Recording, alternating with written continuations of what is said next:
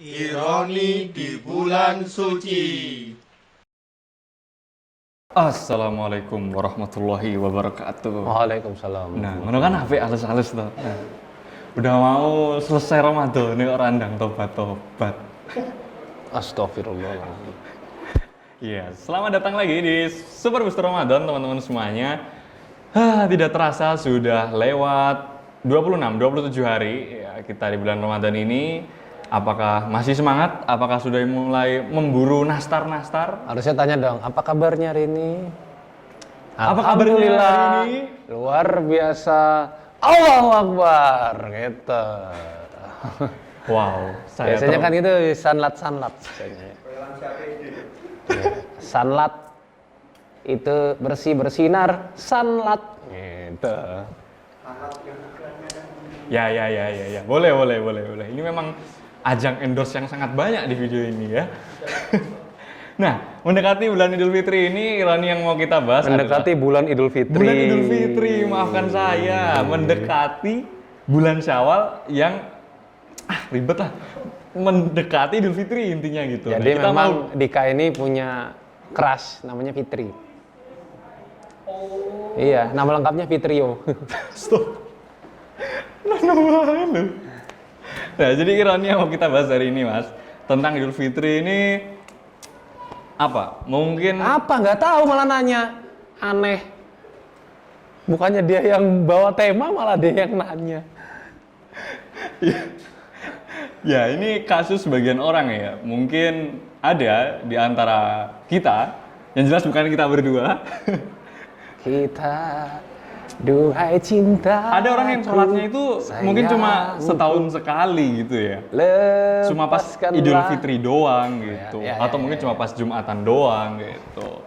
Nah, dia Idul Fitri pun mungkin barangkali bukan karena kemauan sendiri, karena kampungnya pada Idul Fitri, dia malu buat ditanyain, kamu nggak ke lapangan gitu, nggak ikut sholat. Nah, akhirnya dia ikutan sholat gitu.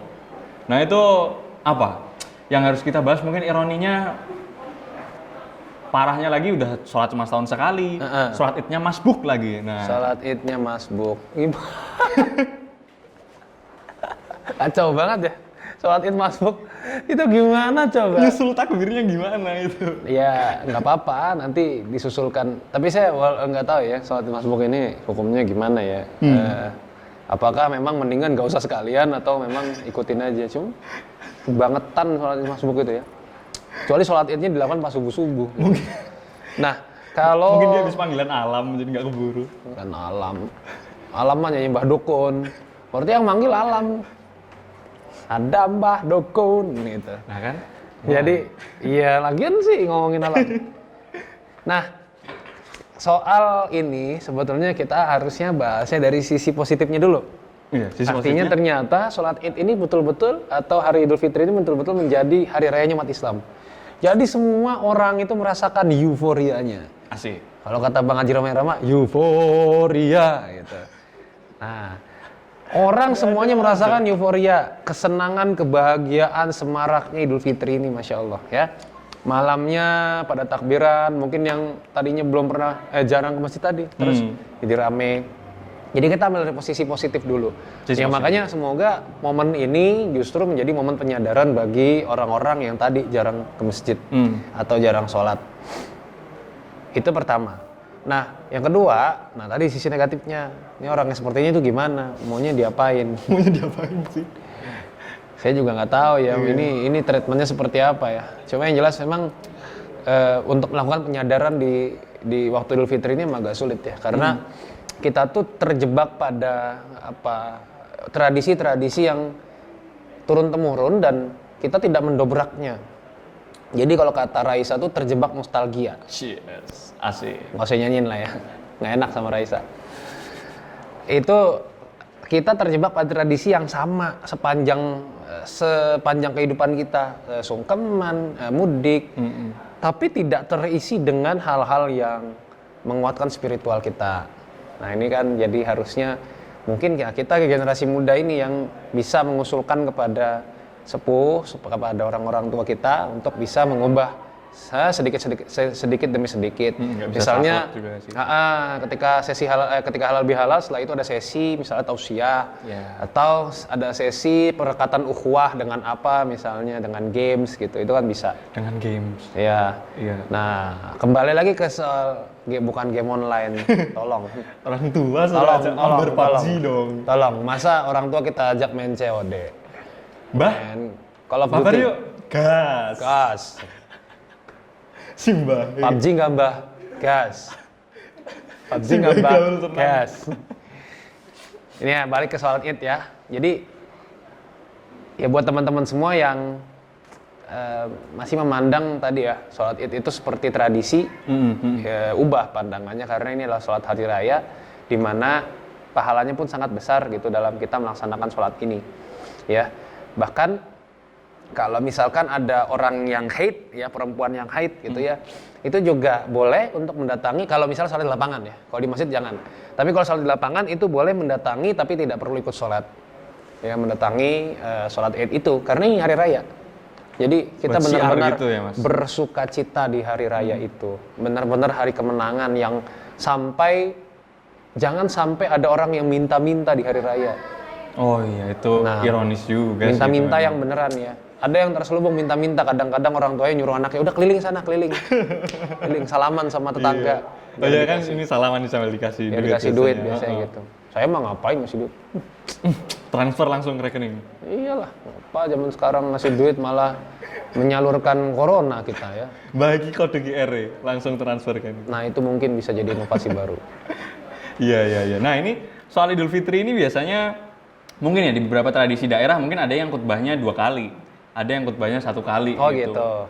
Nah, ini jamaah ini dari sisi perspektif jamaah, mungkin ada yang sambil nungguin khutbah gitu ya. Sambil dengerin khutbah itu dia udah bawa cemilannya itu ini buat ngebul gitu. Waduh, rokok. Nyebat ya malah ya. Nah, itu khutbah malah nyebat. Itu yang hari raya yang itu yang rokok itu yang dengerin khutbah apa yang khutbah? Ya, gimana dong? Masa alhamdulillah. Mau dipraktekin lagi sama dia. Nggak bener ya. Tapi iya. Waduh, mau dipraktekin. Gimana sih gitu? Nggak pernah lihat sih, nggak mungkin ada kayaknya ya. Tapi memang ada sih, saya pernah lihat memang ada yang pas khutbah itu, tentu saja jamaahnya itu ngerokok. Oh, jamaahnya. Ya, bukan khotibnya ya. Gelo apa? Khotibnya yang khutbah. Khotibnya yang khutbah, iya. Khotibnya yang ngerokok. Jadi, memang tidak ada yang mengharuskan.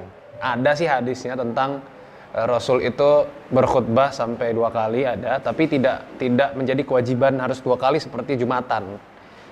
Dan juga hukumnya lebih longgar daripada pas Jumatan, ya. Jadi jamaah boleh misalnya berbicara, ya asal tidak mengganggu itu boleh. Misalnya boleh mabar. Misalnya ngasih tahu, Mas itu sendalnya dipakai kucing gitu misalnya. Itu ngasih tahu itu boleh. Dipakai rembo. Kan kalau Jumatan nggak boleh. Yeah. Meskipun mengingatkan untuk diam gitu itu nggak boleh.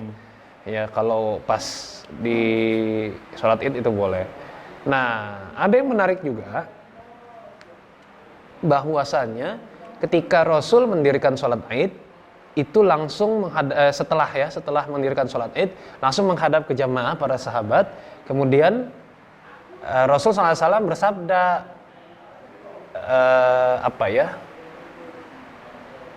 yang intinya bahwasanya Rasul itu ingin berkhutbah. Jadi inna nakhtubu, ya Rasul itu bilang bahwasanya saya tuh pengen berkhutbah. Faman ahabba yajlis, maka siapa yang mau mendengarkan atau duduk mendengarkan, ya silakan duduk. Ya. Jadi dikasih opsi itu. Dikasih opsi. Terus faman ahabba siapa yang mau pergi, silakan pergi. Jadi pilihannya 2. Kalau kalian nggak mau dengerin, pulang aja. Tapi kan tradisi Indonesia nggak enak sih gitu, Mas. Nah, jadi daripada mengganggu, saya terus terang ya buat teman-teman yang merokok. Kalau kalian mau dihormati, ya hormati juga orang lain. Karena nggak semua orang seneng ngerokok. Ya, ganggu juga asapnya gitu kan. Apalagi rokoknya murah. Apalagi belinya ketengan. Ya. Niteng dewe gitu. Terus itunya juga apinya minta api. Ya. Udah itu, jadi janganlah kayak gitu dan juga jangan ngobrol kalau misalnya khotib sedang berkhutbah. Ya kasihan khotibnya pertama, yang kedua juga kasihan jamaah yang lain yang pengen mendengarkan. Nah itu juga khotib juga jangan lama-lama ketika berkhutbah, lagi-lagi jangan lama-lama ketika berkhutbah. Karena saya tuh pernah ya datang di sebuah sholat id, ya jadi jamaah sholat id, itu khutbahnya lama banget, dari yang tadinya mataharinya tuh di belakang pohon sampai di atas kepala kita gitu, sampai panas banget. Ini kan kita lagi khutbah ini, bukan lagi jemur bayi ya. Selama mangan lontong langsung gobios. Padahal kan biasanya habis sholat id ini baju masih dipakai buat salam-salaman sama tetangga, ketemu sama keluarga, gitu ya. Gobios. Harus ganti lagi dengan baju yang lain. Padahal ini kan baju yang kita persiapkan dari jauh-jauh hari. Sampai kita nyanyikan baju baru, alhamdulillah, dipakai di hari raya. Udah kita siapin, gobios. Nah ini juga sayang. Nah juga buat jamaah, tadi sudah diberi pilihan, ini hadisnya jelas, ya Rasulullah SAW bersabda seperti itu. Jadi dikasih opsi, kalau mau pulang. Kalau ada urusan misalnya mau masak, misalnya masakannya belum sempet tuh, misalnya belum mateng belum sempet masak, atau misalnya ada keluarga yang datang, atau urusan apapun kan kita nggak tahu ya. Ada urusan apa, yang jelas boleh pulang dan itu dikasih opsi sama Rasul. Tapi kalau mau dengerin yang bener, duduk. Bukan malah tidur apalagi. Kalau ketiduran beda ya. Ketiduran, oke. Nah, sekarang yang mana yang lebih baik? Ya tentu saja mendengarkan tausiah, mendengarkan nasihat, mendengarkan khutbah itu jauh lebih baik. Ya, apalagi kalau memang nasihatnya itu sangat penting dalam kehidupan kita. Gitu.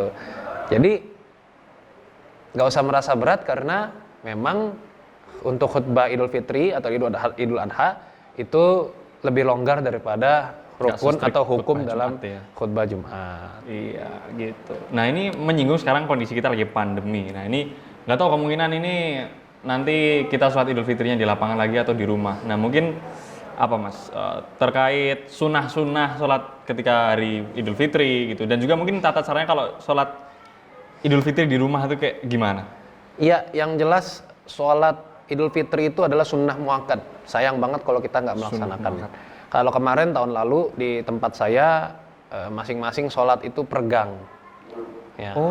Per gang. Jadi gang apa itu sholat di situlah. Masih bayangin aku sholat masing-masing ya per gang.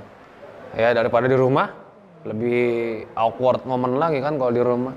Sholat id di rumah, gimana gitu rasanya. Beda ya. Memang feelingnya. Nah terus kita sholatnya per gang. Jadi cuma berapa satu gang tuh cuma dibatesin. Ya maksimal 30 sampai 40 itu juga udah banyak banget tuh kalau 40 per gang gitu ya. Dan di renggang-renggang itu kan juga lumayan. Dulu kayak gitu. Tapi kalau sekarang saya nggak tahu ya. Nanti gimana kebijakannya, apakah pemerintah membolehkan buat kita untuk sholat id. Apalagi kan kalau sholat id di lapangan. Maksudnya potensi penyebaran tidak lebih besar daripada ketika kita berada di ruang tertutup indoor. Jadi itu sholat sunnah muakkad. Jadi jangan sampai ditinggalkan. Terus yang kedua, kalau kalian mau mengadakan sholat sunnah atau sholat id sendiri, khutbahnya tadi ya bisa dia cari hadisnya bahwa tidak ada kewajiban untuk khutbah 2 kali. Tapi kalau ada pun yang menggunakan atau melakukan khutbah 2 kali itu pun tidak masalah, tapi jangan sampai dikatakan sebagai kewajiban. Terus ya, sebagaimana rukun khutbah yang biasanya ya, seabdolnya juga berdiri gitu ya. Terus udah, apalagi sholat sunnah dan sholat id, inget ya berapa kali takbirnya? 7 dan 5. Nah, iya. 7 tuh nggak termasuk takbiratul ihram ya. Oke, nggak termasuk takbiratul ihram. Berarti 8 dan 6 kalau termasuk takbiratul ihram. 8 dan 6. Itu miris juga kadang dulu kayaknya sambil ngitungin gitu, imamnya ini kurang apa enggak gitu. Gitu ya. Berarti pas takbir Allahu Akbar. Ya kayak gitu juga dong. Allahu Akbar. Allah Akbar. Terus sampai 7. Allahu Akbar. Lu yang sana tuh. Itu kan. Aduh. Kali ada yang kayak gitu. Kali ya. Ya itulah yang intinya secara umum sholat Idul Fitri teman-teman mungkin juga udah tahu. Tapi saya tuh suka nemuin yang takbirnya suka berlebihan deh. Kan takbir itu kan takbir itu kan di sini atau di sini. Itu kan yang kita pahami secara umum ya. Ada yang takbir gini, Allahu Akbar. Terus saya mikir tuh kalau sholat Id kayak apa 7 kali begitu ya, Allahu Akbar. Allahu Akbar. Kalau sholat Id ya kan nggak tahu juga, mungkin diajarin sama kiainya begitu. Bener belum pernah lihat sih. Nah nanti yang terakhir Allahu Akbar langsung berubah. Langsung berubah jadi apa? Jadi Iron Man kan kalau gini set kepasang semua kan, langsung mukanya, tangannya pasang semua.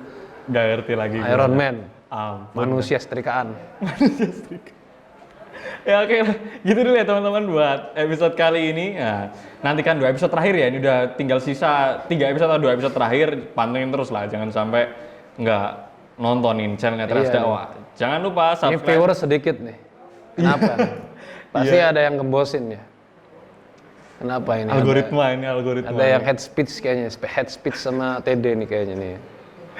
Jangan lupa subscribe channel Teras Dakwah ya. Di-share juga ke teman-teman loh. Ini viewer ini nge-push viewernya udah capek-capek buat. Tapi kita tuh dakwah, gitu kita dakwah itu ikhlas. Udah ila sabira bika bil hikmah wal mau'izatil hasanah. Jadi bukan bertujuan cari viewers. Ikhlas. Ya, kita harus lillahi ta'ala. Siapa ya kemarin yang nyinggung? Bukan viewers ta'ala. Siapa yang kemarin nyinggung? Nggak tahu. Nggak dikasih uang honornya banyak. Siapa ya? Siapa itu? Siapa ya? Nggak ada. Kita ya gitu dulu dakwah ya, ini ikhlas. Jangan lupa follow dikasih syukur enggak ya nagih.